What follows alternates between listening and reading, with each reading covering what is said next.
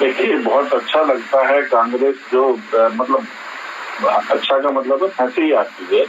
एक बहुत बढ़िया धारावाहिक के रूप में ये अभी ये कई दिन तक चलेगी चर्चा।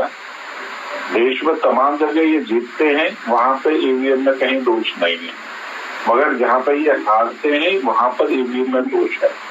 इनको झारखंड में कोई दोष नहीं दिखाई दे रहा, इनको जम्मू कश्मीर में कोई दोष नहीं दिखाई दिया, इन्हें हिमाचल प्रदेश में भी कहीं दोष नहीं दिखाई दिया, और जहाँ पर ये बहुत बुरी तरीके से पराजित हुए वहां पर एक लोकसभा में भी जो झूठ का नैरेटिव चला करके कुछ सीटों में इनकी बढ़ोतरी हुई, उस वक्त में ये बिल्कुल वो थे।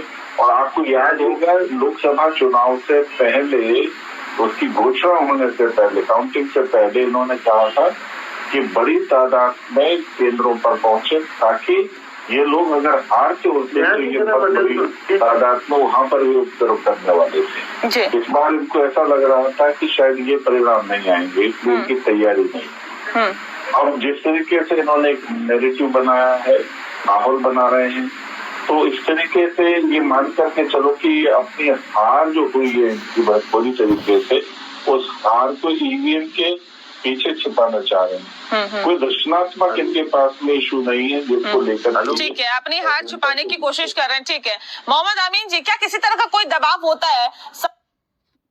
वो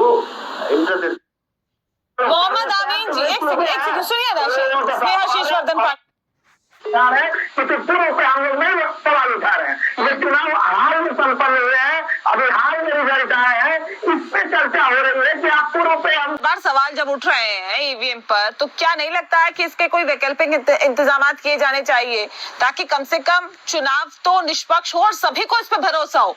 नहीं लगता आपको? नहीं, बिल्कुल नहीं लगता।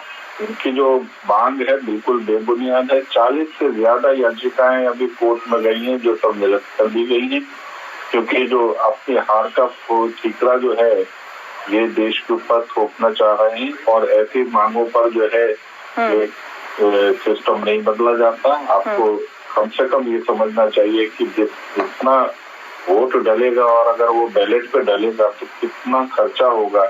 आपको मालूम है कि 1971 में इंदिरा गांधी जब चुनाव लड़ी थी तो वो चुनाव जो है वो निष्पक्ष नहीं, बल्कि राजनारायण जो है उनके चुनाव को लेकर के कोर्ट में गए, और 2 साल के बाद में इंदिरा गांधी जो खुद को उन्होंने जीता हुआ घोषित कर दिया था, बाद में उनको 20,000 वोट से हार जो है कोर्ट में तय की गई, और वो वहां पर मालूम पड़ा कि इंदिरा गांधी जी ने वो चुनाव जो है वो बेईमानी से जीता था।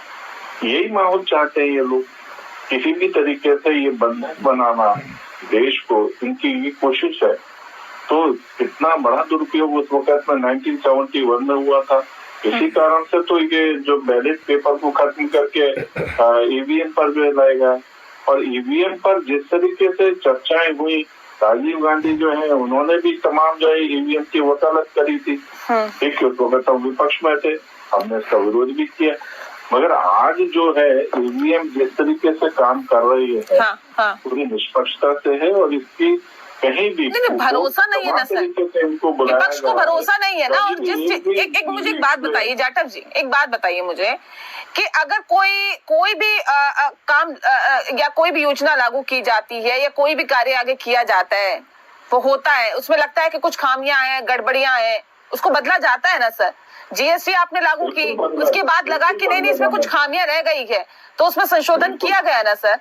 बिल्कुल बदला जाना चाहिए, मगर आप जब हार जाते हैं तब नहीं, आप इसके लिए साक्ष्य लेकर के आए, प्रमाण लेकर के आए, बिल्कुल बदला जाना चाहिए। केवल आप हार गए हैं इस वजह से जो है ना आप में दोष नहीं, ईवीएम में दोष है, ये क्या मजाक समझ रहे हैं? अगर आपको लगता है कि ईवीएम में दोष है तो उसके प्रमाण लेकर के आए, साक्ष्य लेकर के आए।